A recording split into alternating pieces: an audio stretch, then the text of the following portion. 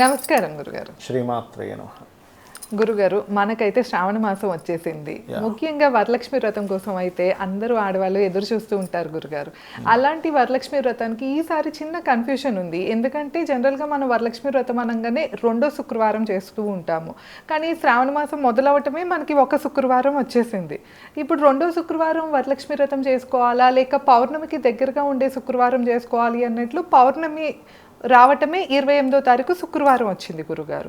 అందుకని 28న చేసుకోవాలా, లేక 21 రెండో శుక్రవారం అని చేసుకోవాలా, ఏ వారం చేసుకోవాలో ఒక్కసారి తెలియజేస్తారా? తప్పకుండా అండి. ఒరిజినల్గా అయితే పౌర్ణమి రోజు వచ్చే శుక్రవారం అతి దగ్గర శుక్రవారం కిందకి వస్తుంది మనకి. అది ఓకే, అంటే ఆ రోజే వచ్చింది కదా? ఆ రోజే వచ్చింది. రూల్ పరంగా అయితే పౌర్ణమి రోజు చేసుకోవడం కరెక్ట్. దానికంటే ముందు రోజు చేసుకోవడం తప్పనేం కాదు. అక్కడ ఏంటంటే పాపమో దోషమో కాదు, ఇది కరెక్టు, అది ఉంది.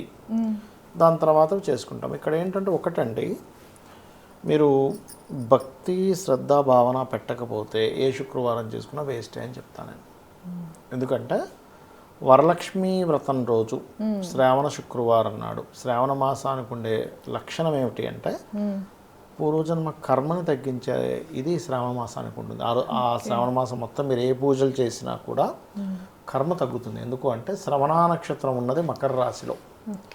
మకర రాశికి అధిపతి శని. శని కర్మకారకుడు. శ్రవణ నక్షత్రం పౌర్ణమి వచ్చినప్పుడు దాన్ని శ్రావణ మాసంగా మనం పిలుస్తాం. ఓకే, అయితే ఎప్పుడైతే మనం ఈ శ్రావణ మాసంలో శ్రావణ శుక్రవారాలు పాటిస్తుంటామో దానికంటే ముందు వారం చేసుకోవడం తప్పేమీ కాదు. కానీ సిస్టమేటిక్గా అయితే ఇది కరెక్ట్. పౌర్ణమి రోజు వచ్చి అతి దగ్గరగా ఉండే శుక్రవారం అవుద్ది. దానికంటే ముందు శుక్రవారం కాకుండా ఇది అనమాట 28. అయితే చాలామంది చేసే మిస్టేక్స్ చెప్తాను. అంటే శుక్రవారాలు చేస్తున్నాము, చాలామంది ఏమంటుంటారు, ఏమంటే ప్రతి శ్రావణ మాసం చేస్తుంటాం కానీ మా కష్టాలు ఇలాగే ఉన్నాయి. అవును. ఇప్పుడు ఒక ఏటీఎంకి వెళ్ళి మనం కార్డు పెడతామండి. పిన్ తప్పుగా కొట్టినా అందులో నుంచి మనీ రాదు మనకి. కార్డు వేరే కార్డు పెట్టినా మనీ రాదు. అంటే అక్కడ ఏంటి, టెక్నికల్గా ఒక రాంగ్ జరుగుతుంది. పూజా విధానంలో జరిగే టెక్నికల్గా రాంగ్స్ ఏం జరుగుతున్నాయో చెప్తాను నేను మీకు. జనరల్గా ఏం చేస్తాం, ఒక చీర పెడతాం అమ్మవారికి, ఒక జాకెట్ ముక్క అలంకరణ చేస్తాం, 10 మందిని పిలిచి వాయనాలు ఇస్తారు, తాంబూలాలు ఇస్తారు కదా. ఈ ప్రాసెస్ జరిగే విషయంలో చాలా పెద్ద మిస్టేక్స్ జరుగుతాయి. ఒక చీర అమ్మవారి కోసం తీసుకునేటప్పుడు పొరపాటును కూడా మన ఒంటి మీద వేసుకొని చూడకూడదు. గుర్తుపెట్టుకోండి. అద్దంలో ఇలా పెట్టుకొని చూస్తాం. మైండ్లో అంతా కూడా పెట్టిన తర్వాత నేను వేసుకొని తిరుగుతా.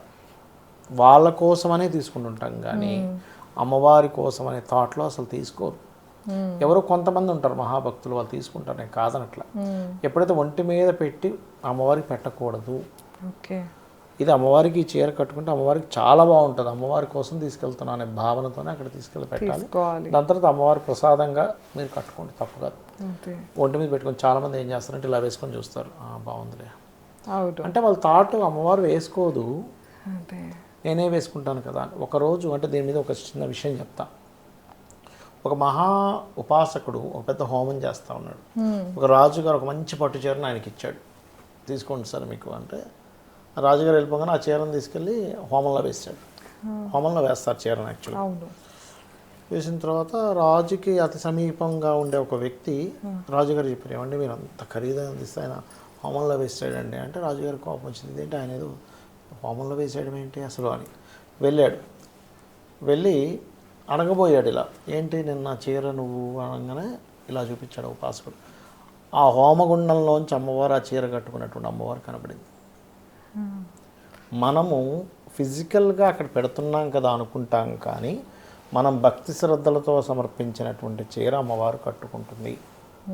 ఒకసారి ధరిస్తుంది, లీలగా ఒకసారి ధరించి మళ్ళీ అక్కడ పెట్టేస్తుంది. మన కంటికి మాత్రం కనబడదు.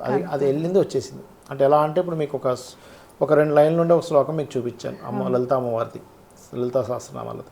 మీరు చూసారు బైహార్డ్ అయిపోయింది, బ్రెయిన్లోకి వెళ్ళిపోయింది. కానీ అది అక్కడే ఉందిగా, మరి ఆ శ్లోకం బ్రెయిన్లోకి వెళ్ళిందా లేదా? అలాగే ఆ చీర వెళ్తుందండి. అందుకని పొరపాటును కూడా జాకెట్ కానీ చీర కానీ మన ఒంటి మీద వేసుకొని పెట్టకూడదు. చాలా పెద్ద దోషం అది. ఎందుకంటే ఒక చీరను సమర్పించి చీర అమ్మవారు కట్టుకుంది తీసుకుంది అంటే మన లైఫ్లో చీర సమర్పించడం వల్ల వచ్చే ఫలితం ఏమిటంటే రక్షణ లభిస్తుంది చీర వల్ల. ఇప్పుడు ఒక డ్రెస్ వేసుకున్నాం ఏంటంటే అది మనకి ఒక రక్షణే కదా, అవును.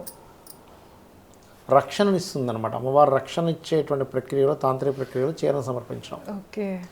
రెండవది ఫలాలు, ఫ్రూట్స్, స్వీట్స్ మనం ఎట్టి పరిస్థితుల్లో కూడా ఇవి మనమే తింటాం కదా తర్వాతనే భావనతో పెట్టామా అస్సలు తీసుకోదు.